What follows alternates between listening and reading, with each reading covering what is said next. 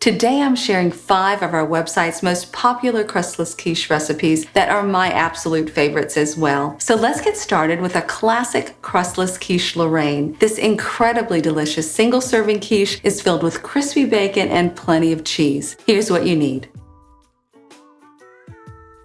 Preheat the oven to 375 degrees Fahrenheit. In a medium-sized mixing bowl, whisk together 2 large eggs and 4 tablespoons of heavy cream. Stir in 1/4 teaspoon of kosher salt, 1/8 teaspoon of black pepper, 1/8 teaspoon of ground nutmeg, 2 slices of cooked and crumbled bacon, and 1/2 cup of either Gruyere or Swiss cheese. For this quiche, as well as the other ones, we use either a 5 by 5 inch baking dish or a 4 by 6 inch baking dish. Pour into a lightly buttered baking dish and bake until the quiche is puffed and golden, which takes about 25 minutes. A crustless quiche is a really great low-carb meal. It's totally customizable. Use these recipes that we're showing today as a guide. And just remember, use 2 large eggs, 4 tablespoons of heavy cream, and then add any number of your favorite ingredients and create your own quiche. This is really good. The next recipe is a crustless spinach quiche that's perfect for breakfast, lunch, or dinner. I think you'll love not having to bother with making a crust. I save so much time by eliminating that pastry step. But if you want to make a crust, I would recommend using a frozen or pre-made crust and cutting it to fit the dish. Here's what you need. Heat the oven to 375 degrees Fahrenheit. In a medium-sized skillet on medium heat, add 1/2 tablespoon of olive oil and swirl to evenly coat the pan. Add 1/2 cup of chopped onions and 1 clove of minced garlic to the pan and cook, stirring occasionally for about 3 minutes. Add 1/2 cup of cubed ham to the pan and cook, stirring occasionally for about a minute. Add 1 cup of fresh spinach and stir until the spinach begins to wilt, which takes about 3 minutes. Remove the pan from the heat and set it aside. In a medium-sized mixing bowl, whisk together 2 large eggs, 4 tablespoons of heavy cream, 1/4 teaspoon of kosher salt, and 1/8 teaspoon of black pepper. Fold in the spinach and ham mixture. Stir in 1/2 cup of cubed Swiss cheese and pour into a lightly greased 5 by 5 inch baking dish or a dish of similar size.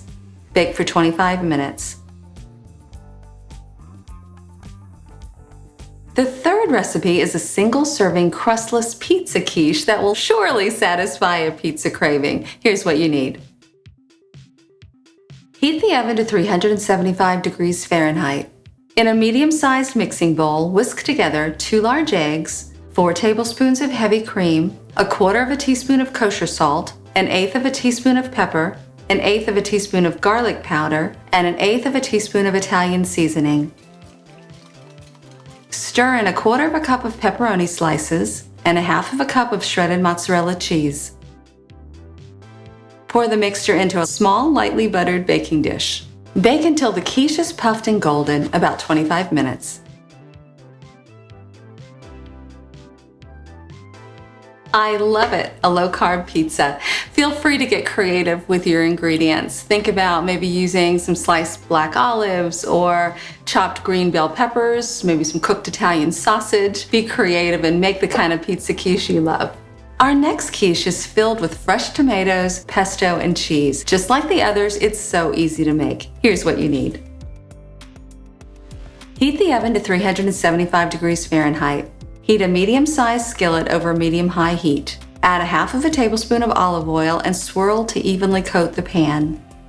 Add 1/2 cup of chopped onions, 1 clove of minced garlic, and 1/8 teaspoon of black pepper to the pan. Cook, stirring occasionally until the onions are translucent, about 2 to 3 minutes. Remove the pan from the heat and set it aside. In a medium-sized mixing bowl, whisk together 2 large eggs and 4 tablespoons of heavy cream. Stir in 1/4 cup of shredded Gruyere or Swiss cheese, 2 tablespoons of pesto, and the sautéed onions and garlic. Set the bowl aside. Lightly butter a 5 by 5 inch or a 4 by 6 inch baking dish. Slice 1 small tomato. I like using a Roma tomato because it's the perfect size, and place the tomato slices along the bottom of the baking dish. Pour the egg mixture over the tomatoes and bake for 25 minutes.